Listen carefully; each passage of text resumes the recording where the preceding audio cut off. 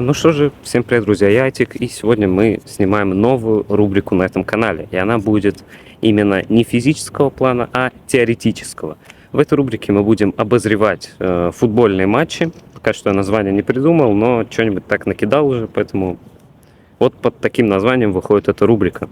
Будем обозревать футбольные матчи, может быть, какие-нибудь финалы, там, NBA, что-нибудь такое, тоже будут на обзоре. Но сегодня мы начинаем, естественно, с вчерашних матчей Лиги Чемпионов. Начнем с Арсенал-Бавария. Начнем не с самого лучшего матча, потому что, очевидно, Сити Реал был намного лучше. Я бы назвал матч Арсенал-Бавария копией с Алиэкспресс матча Сити Реал. Потому что вот составы играющих команд на ваших экранах. И, в принципе, без удивления. Все, как и предполагалось. Хавертс будет восьмеркой. 4-3-3 у Арсенала, 4-2-3-1 у Баварии. То есть особо без изменений. Как и предполагалось, Киммих будет играть правого защитника. Думаю, ему это не очень нравится, потому что, возможно, тогда его и Нагельсман, или кто там, сборной Германии тренер, будет теперь увидел, что он играет справа, будет теперь ставить его справа. Сака получает мяч и в своем стиле левой ногой в дальний нижний угол кладет мяч. Вратарь не смог дотянуться до него. Что меня испугало? Я этот матч полностью не смотрел, только хайлайты, несколько хайлайтов больших, коротких. Что меня смутило? То, что 3 игрока не смогли удержать Саку. Почему? То есть у Баварии все-таки остаются какие-то проблемы в центре защиты. Упамекано превращается в Магуайра в лучших годах в МЮ. Второй гол. Это уже гол в ворота Арсенала. И там, в принципе, к защите не придраться. Потому что линию офсайда держали, друг друга страховали, игрока держали.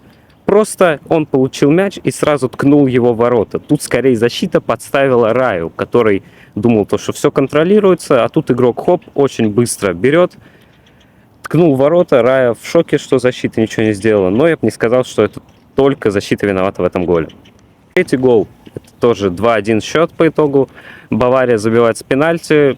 Пенальти 100% был. Это даже не наступ на ногу соперника, а прямой удар по левой ноге. Поэтому пенальти по делу абсолютно нечего сказать.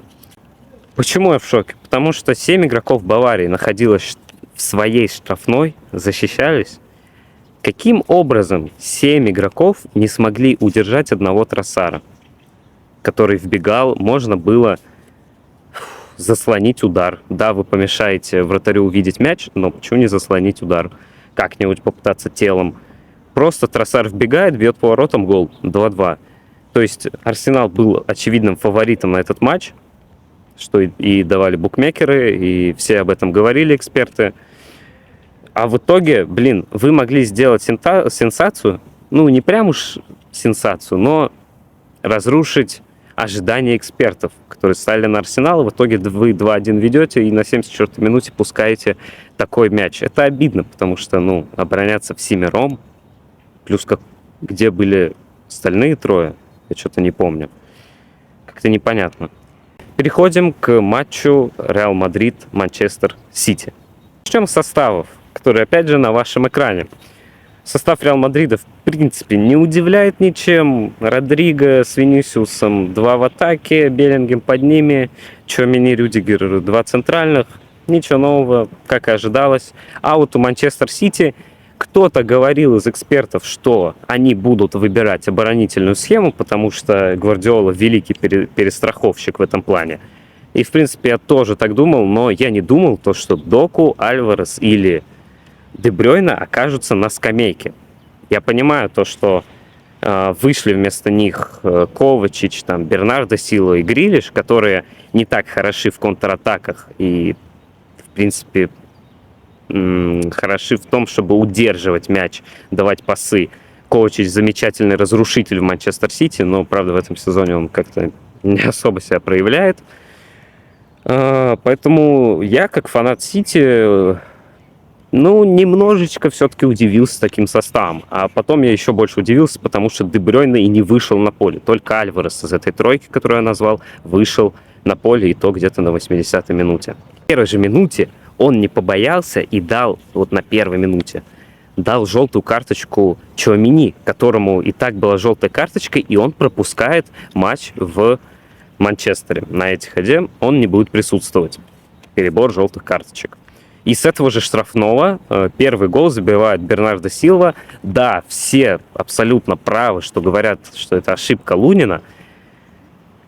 Но я, благодаря прекраснейшей операторской работе, которой показали кадры за воротами, я увидел, что Лунин стоит где-то в центре, ближе к противоположному углу, от которого забили, и контролирует именно Холланда скорее. То есть, что вот сейчас будет подача, Холланд будет бежать, замыкать, а этот угол был открыт, это было видно. И у меня промелькнуло так, даже не промелькнуло, а застоялась мысль, что, ну, может, он ударит в ближний. И так он и сделал. Второй гол, который забивает в ответ Реал Мадрид, это, наверное, был гол и единственная нормальная позиционная атака Реал Мадрида.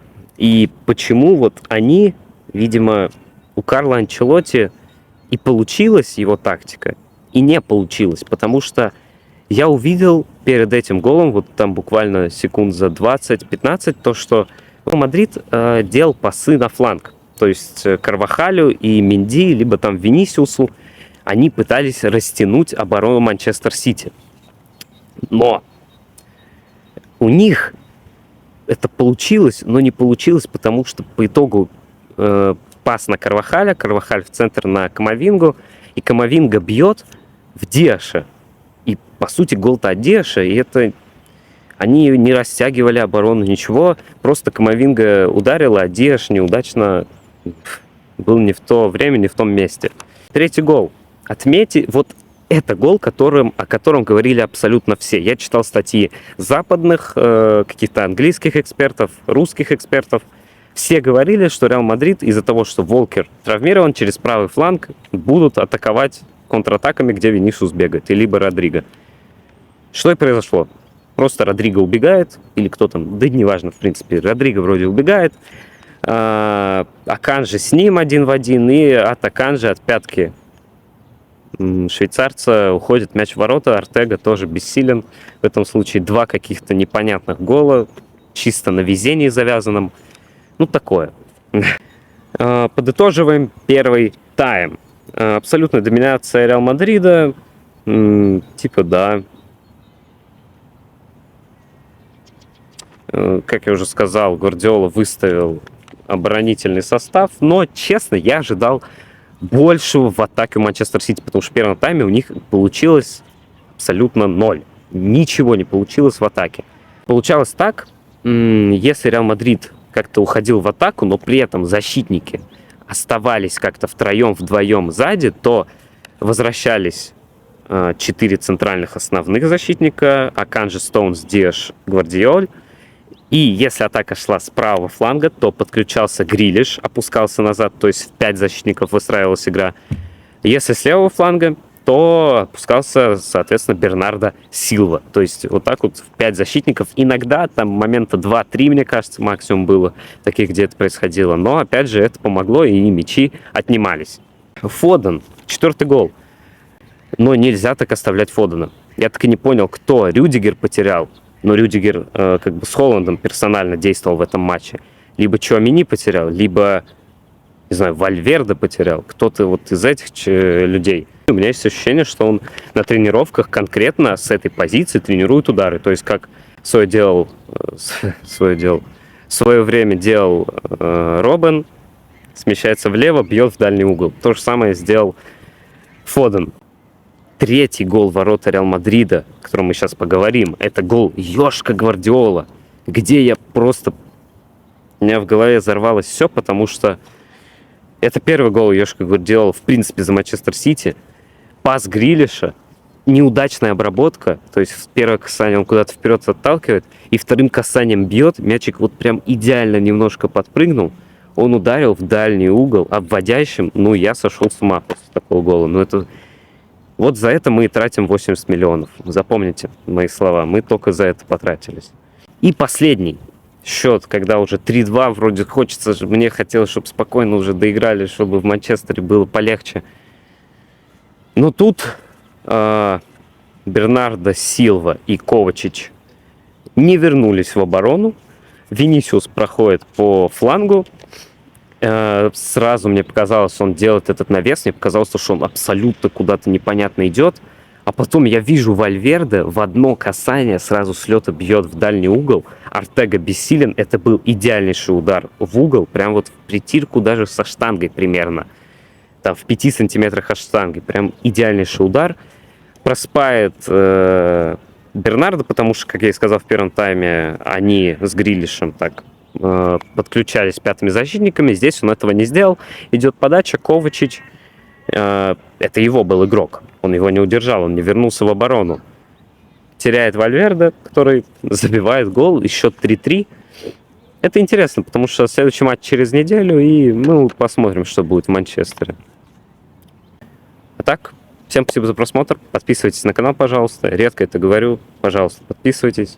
Всем спасибо за просмотр. Всем удачи, всем пока.